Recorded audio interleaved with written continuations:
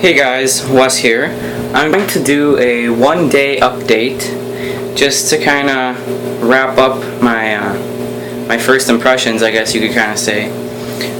So it looks basically the same, but there's there's two things that are different inside the tank.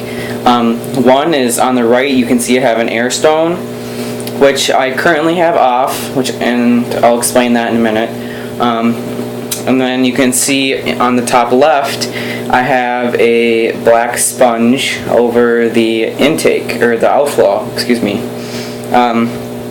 So when I put the beta in, he seemed fine, but then he kind of found the filter outlet, and it was way too strong, and he was getting pushed around a lot, so I put on this yellow sponge, because there's a little hole in it that I used the sponge for a different project a while ago. You might recognize it, but I put this over the filter outflow, and that worked great, but it's yellow and it's ugly.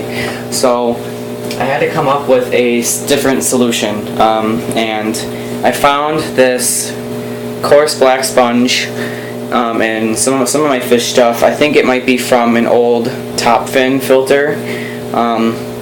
But it's basically what it was meant for is biological media in a cheap hang-on back filter.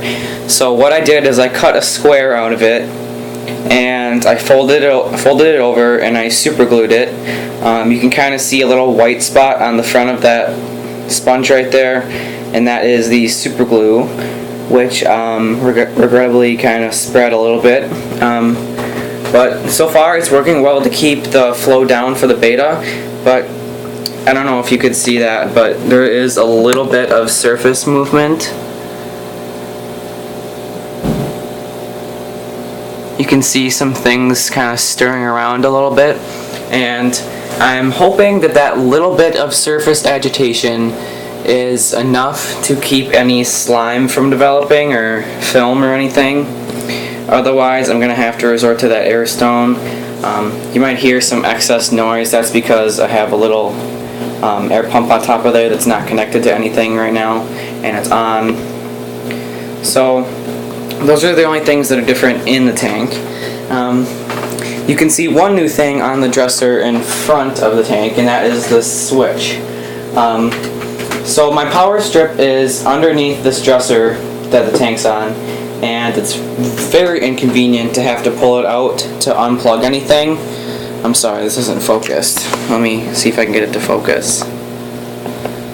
There we go. Okay. So it's really inconvenient to try and unplug anything. So I kind of thought, how am I going to do a water change?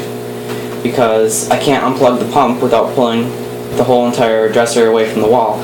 So I got one of those plug-in switches that are usually used for lamps and things like that, and this controls it. So I just turned it off. Now I can turn it back on. So I'll probably just keep that, I don't know, hanging somewhere or in a drawer. I'm not sure where I'm going to keep it yet, but that's something new. And I put a half a cap full of this in this morning, and I'll continue to dose that until it's gone, because I have no other uses for it, as I kind of mentioned in my last video with an annotation.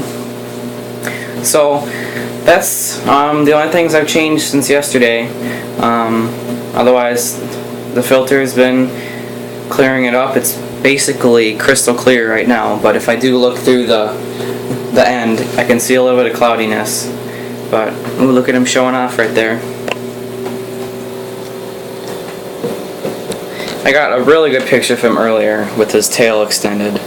But other than that, this is a great tank. The only thing I would suggest before buying it is if you're going to be getting fish that require low flow, you should plan out a buffer for that and make sure you get some surface agitation, because the surface skimmer isn't very high speed, I guess you could say, for skimming. But otherwise, it's very efficient. I love this tank so far. I think I'll have it for years to come. And thanks for watching. Subscribe, go ahead and give this video a thumbs up. It's always appreciated. And also leave some feedback. I love seeing your guys' comments. So I will see you guys next time.